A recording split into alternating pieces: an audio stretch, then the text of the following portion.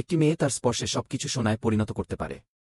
একজন বাটলার তার পিছন পিছন অনুসরণ করে তাকে থামাতে চাইছিল, কিন্তু মেয়েটি খুব দ্রুত দৌড়ায়।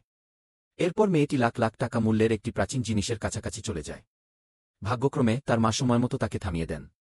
মেয়েটি ভেবেছিল যে সে যদি বাড়িটিকে সোনায় পরিণত করে তবে তার বড়রা খুশি হবেন, কিন্তু অপ্রত্যাশিতভাবে তার মা তাকে অতিরিক্ত দুষ্টু হওয়ার জন্য বকা দেন। তার মাকে খুশি করার জন্য মেয়েটি জানতে পারে যে নির্মাণস্থলে কিছু সমস্যা চলছে। তাই সে তার মায়ের সাথে সেই স্থানে যায়। ম্যানেজার বলেন যে নির্মাণস্থলের আকরিকের মান খুব খারাপ এবং তারা প্রতিদিন ক্রমাগত ক্ষতির সম্মুখীন হচ্ছেন। মেয়েটির মা এই প্রকল্পে প্রচুর অর্থ বিনিয়োগ করেছেন। যদি তারা দরকারি আকরিক উত্তোলন করতে না পারে, তবে কোম্পানি অবশ্যই দেউলিয়া হয়ে যাবে। তার মাকে চিন্তিত দেখে মেয়েটি একটি খোলা জায়গায় হেঁটে যায় এবং পুরো খনিটিকে সোনায় পরিণত করে দেয়। মেয়েটি তার বড়দের বলে যে পুরো পাহাড়টি এখন সোনা হয়ে গেছে। কিন্তু তার মা এটা একদমই বিশ্বাস করেন না এবং মিথ্যা বলার জন্য তাকে বকাঝকাও করেন।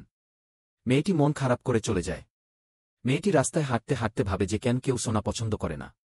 তাই সে একটি পাথরকে সোনায় পরিণত করার চেষ্টা করে এবং একজন পথচারীকে থামিয়ে সেটি তাকে দিতে চায়। কিন্তু লোকটি অনেকক্ষণ ধরে মনোযোগ দিয়ে দেখেও বিশ্বাস করে না যে এটা আসল সোনা। তারপর সে সোনাটি ফেলে দিয়ে চলে যায়। মেয়েটি একজন মহিলাকে থামায়, কিন্তু মহিলাটি তাকে পাগল মনে করে। এই সময় মেয়েটি একজন ভিক্ষুককে দেখে যে তার সন্তানের অসুস্থতা নিরাময়ের জন্য প্রার্থনা করছে। সে ভিক্ষুকের বাটিটি সোনায় পরিণত করে এবং ভিক্ষুককে তা বিক্রি করতে বলে। অন্যদের মতো ভিক্ষুকও বিশ্বাস করে না যে এটা আসল। মেয়েটি তাকে সরাসরি পরীক্ষার জন্য একটি সোনার দোকানে নিয়ে যায়, কিন্তু যখন কেরানি তাদের পোশাক দেখে, তখন সে তাদের তাড়িয়ে দেওয়ার চেষ্টা করে। ভিক্ষুকটি যখন চলে যেতে উদ্যত হয়, তখনই দোকানের মালিক হঠাৎ দৌড়ে বেরিয়ে আসেন।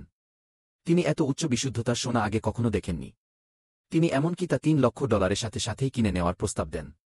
ভিক্ষুকটি যখন মেয়েটিকে ধন্যবাদ জানাতে চায়, তখন সে উত্তেজনায় কেঁদে ফেলে। মেয়েটি ততক্ষণে চলে গেছে। তখনই মেয়েটি সোনার আসল ব্যবহার উপলব্ধি করে।